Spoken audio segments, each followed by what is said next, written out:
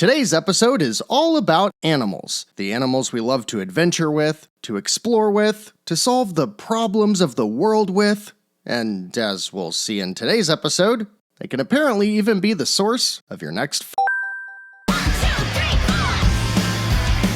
Greetings, citizens! I'm Jeff, and thanks for tuning in to Nindy Nation episode 170. Today we're checking out the best new releases dropping on the eShop through December 18th, so be sure to let me know down in the comments which games you're interested in, and if you'd like to see any of them live during this Thursday's Nindies at Night stream. For even more indie game discussion, come join us on Discord, and for even more content like this, please remember to like, subscribe, and share Nindy Nation with others. Just like last week, we're rounding the corner of 2022, but the great new indies are showing no signs of letting up. These are the 9 new notable Nindies hitting the Nintendo Switch through Sunday, December 18th.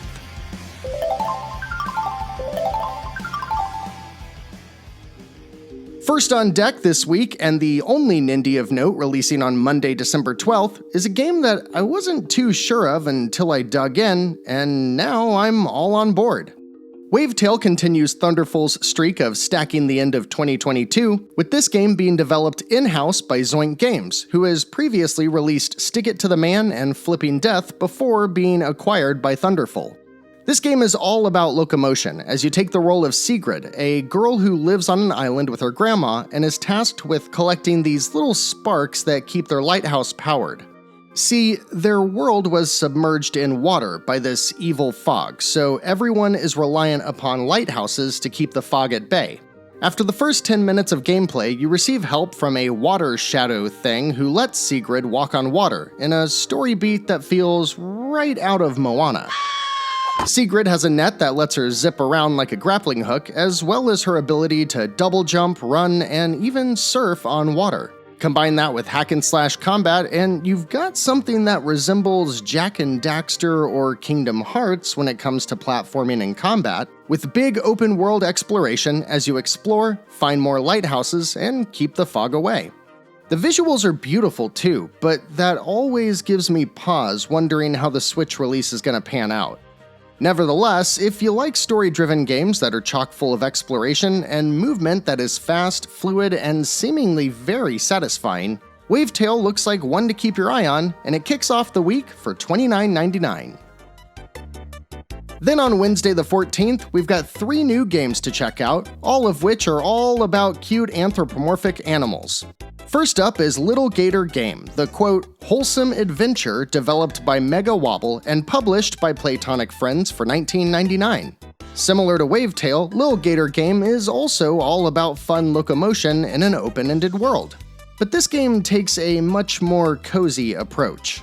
You play as a little gator on an island full of low-poly animals who need you to run errands for them. Yep, it sounds like Animal Crossing. However, this time around, their tasks require you to explore, climb, swing, surf, and do all kinds of acrobatic feats to reach then return whatever the hell it is these little animals want. Basically, if a peaceful, open-ended 3D playground that lets you dick around as an alligator sounds like your jam, Little Gator Game should be a great time. But what if, now bear with me here, instead of frolicking with friendly woodland creatures, you'd rather just get down with some of that big old dinosaur. Whoa! No? No, really. Kinda. Raptor Boyfriend, a high school romance, did require me to enter my age on the eShop after all, so who knows? In this visual novel/romance story, you play as Stella, who is living out her remaining days as a high school senior. As the story progresses, you'll be faced with all kinds of decisions to make, most notably who you'll want to hook up with. Your ex-girlfriend, a magical butterfly creature, a guitar-playing Sasquatch, or, of course, the high school heartthrob and obligatory bad boy, the titular Raptor Boyfriend. It releases for $13.99 by way of Rocket Adrift and East Asia Soft, and is yet one more example of this channel making me say things out loud that I would have otherwise never thought possible. Let's just say for a second that you happen to be racist against alligators, You jerk. and perhaps you're just far too prude to let a Sasquatch ransack you. but you're just dying to play as a cute little animal on Wednesday the 14th. Well, my friends, good thing old Uncle Nindy's got your back, because last up in our trio of anthropomorphic friends is Akka. It releases for $12.99 from the fine folks at NeoWiz and is created by the solo developer Cosmo Gatto. Last week I teased that it's kinda like a cozy version of Tunic because of its isometric perspective and mostly open world. Similar to Lil Gator Game, you just kind of explore and run errands for your animal friends. But whereas the gator wants you to run and jump as much as possible, Akka is just a little red panda, I think, who wants to explore, make friends, and just chill. So it might be better to expect something a bit more like a short hike meets Animal Crossing? What do you think?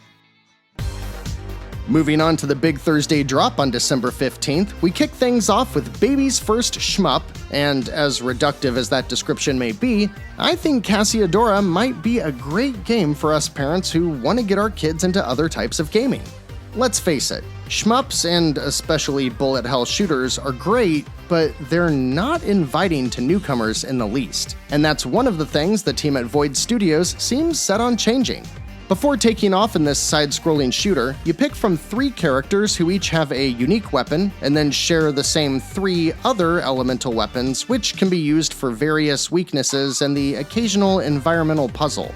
I'm not too fond of the art style, it's just a bit too, little kids mobile game for me, but it at least looks nice, and the game features a slew of difficulty and accessibility options, so really anyone of any level should be able to play. Cassiodora is published by Plugin Digital and releases for $16.99.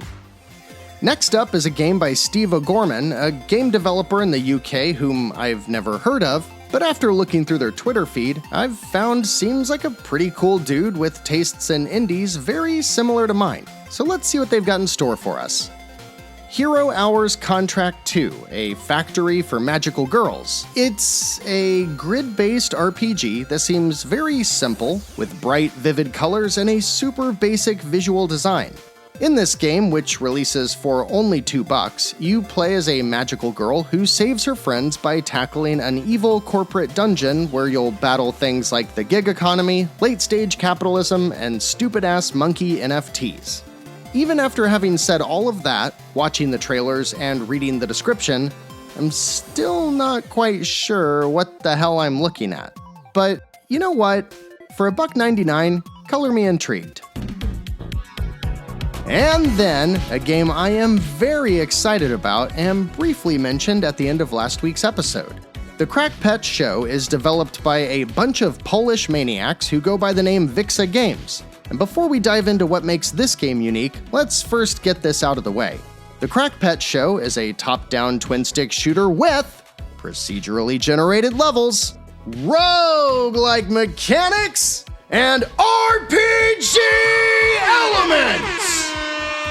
Rated T for totally violent mayhem, you play as one of 7 cracked-out cartoony animals competing in a game show where stylish murder leads to likes from the audience. The social cred, as it were, is what you then use to upgrade weapons and stay alive, which means that as long as you're killing things and looking cool while doing it, death isn't as final as it is in most games of the genre.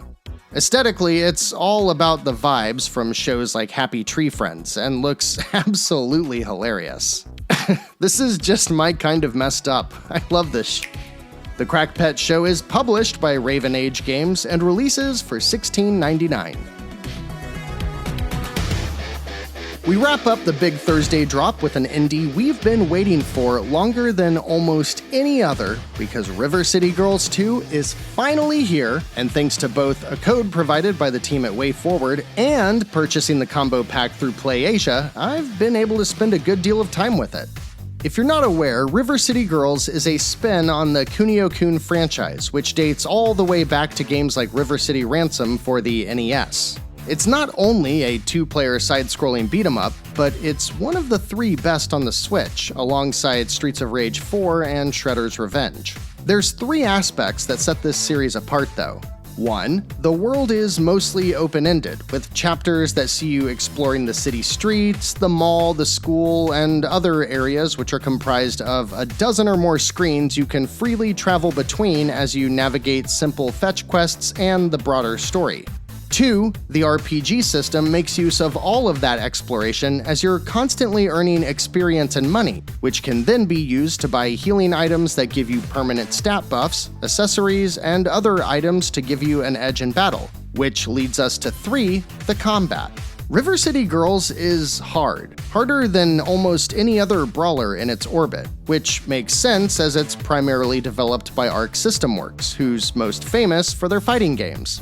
And actually, maybe it isn't as difficult as it is complex, because as you upgrade your characters, you'll learn literally dozens of moves that range from stuff which will naturally just happen as you button mash your way from screen to screen, to complex combos and moves that'll rival some fighting game inputs.